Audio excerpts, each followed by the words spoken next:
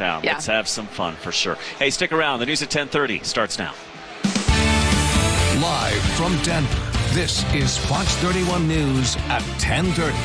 We're on it. And we do start here at 10:30 at Coors Field. Where else? As the Home Run Derby wraps up tonight and the city prepares for the main event, tomorrow's All-Star Game. It'll be seen nationwide right here on Fox 31, and it comes after a bit of a security scare this weekend here in downtown Denver. Now, 4 people were arrested after a member of a hotel cleaning staff found a cache of guns and weapons in a room.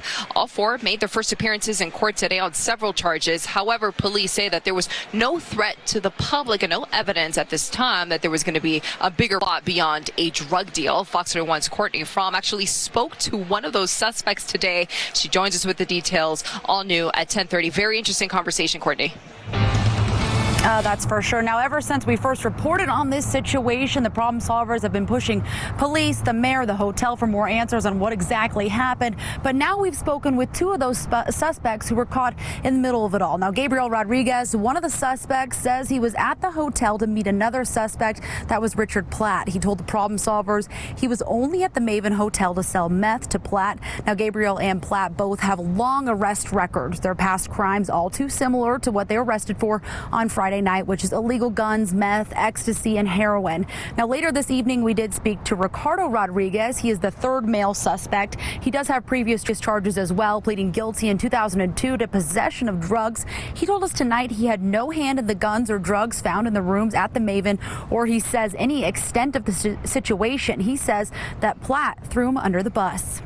I don't know why he was harboring so many guns up in his room. I can tell you that from previous conversation with the man was that he seemed to have been set up with the lifestyle that he was living. I didn't want your community to sit there and think that Ricardo Angel Rodriguez had any part of trying to harm your community. But I thought I was just in here for meth, for the dope that I got caught with.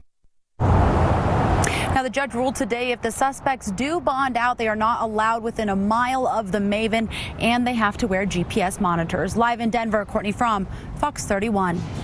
All right, Courtney, thank you very much. Major League Baseball moved the game from Atlanta to the Mile High City after Georgia passed new election laws, and many say make it harder for some to vote. Well, today, Colorado election officials took a moment to showcase our state's voting systems.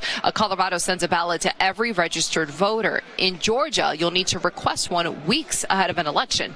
Georgia's latest voting legislation package restricts the number of ballot boxes for voters. Colorado increased the number of ballot boxes around the state over the last 2 years.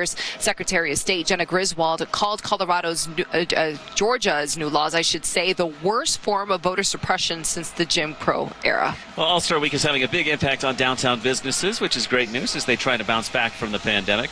Seated restaurant dining is up from only 77% last April. Many say they're now back to full capacity, 100%. Restaurants like Jack's Fish House and Oyster Bar have seen a huge increase in revenue for the first time in more than a year. The Big Red F restaurant group owns 13 restaurants across Colorado. People bustling about, so yes, it can absolutely help us fast forward into jumpstart the recovery. Restaurants are ready to hire extra help and have security measures in place to monitor alcohol consumption and keep everyone safe, they say. The Colorado restaurants generate about $350 million in state taxes. As All-Star Week continues, we do want to see your pictures and all the fun you're having. We put together several photo galleries in the free Fox 31 News app and at KDVR.com. See what other people are doing. You can also submit your own pictures there. We'd love to see it. And be sure to join us right here back tomorrow night. We are live starting at 4 p.m. Fox coverage of the game starts at 5 p.m. and then join us after the game for Fox 31 News at 9. Again, live, all the action coming to you from Coors Field. We do have a full list of events posted online right now at KDVR.com. Shifting to other news today and developing tonight, a 10-year-old in La Plata County, Colorado, has died from the plague. Health officials say that they're conducting an epidemiological investigation, and they say while this disease is rare, it does happen sometimes. Now, plague can be transmitted to humans by infected fleas or direct contact with infected animals. The risk of contracting specific animal-borne diseases increases during the summer while humans and animals are in close contact. Some new developments. CSU is no longer required requiring people to wear a mask in most parts of campus there. However, officials say masks are still required in limited settings. That includes the health and medical center, while riding on public transportation as well, like RTD. Masks are strongly encouraged for all students and staff who are not fully vaccinated. You can remove your mask while you're outside or if you're alone in a space like an office, for example. Will you need to get a COVID-19 booster shot? Pfizer today making the case to the FDA, saying many will need a third dose at some point. But many doctors aren't sold, at least not yet. FOX31's Joe Khalil is looking at the data for us on New at 10. Drug maker Pfizer making its case today to U.S. health officials for why a third dose of its vaccine is necessary, even as the nation's top medical experts say it's not, at least not yet. At this time, we don't see the need for it.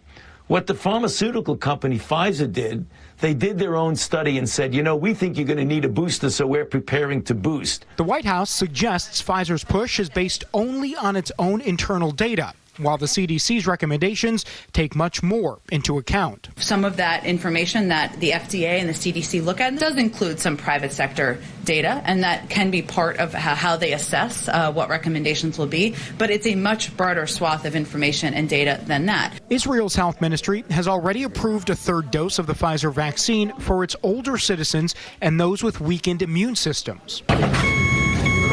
Pfizer's push comes as the Delta variant, a more contagious mutation of COVID-19, continues to spread in the U.S., especially in regions where vaccination rates are low. We are seeing admissions pretty heavy since the 4th of July, and we've seen, several people that are significantly younger. Hospital chains throughout the Southeast are seeing surges in cases. One hospital in Missouri even ran out of ventilators. A month ago, we had 35 patients, and we had 105 last week. So in less than a month, we had tripled.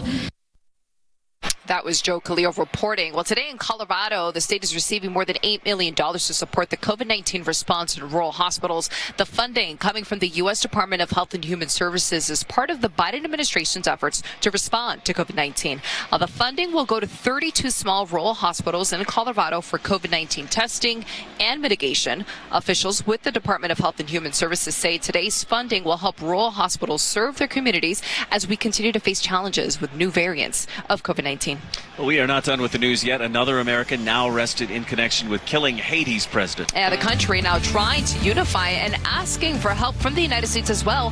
How the White House is responding. Plus, a giant leap towards space travel. We're looking at what next after Virgin Galactic's historic spaceflight over the weekend when we come back. Mile High Matchup coverage is brought to you by Rocky Mountain Forest Products. I'm going to tell you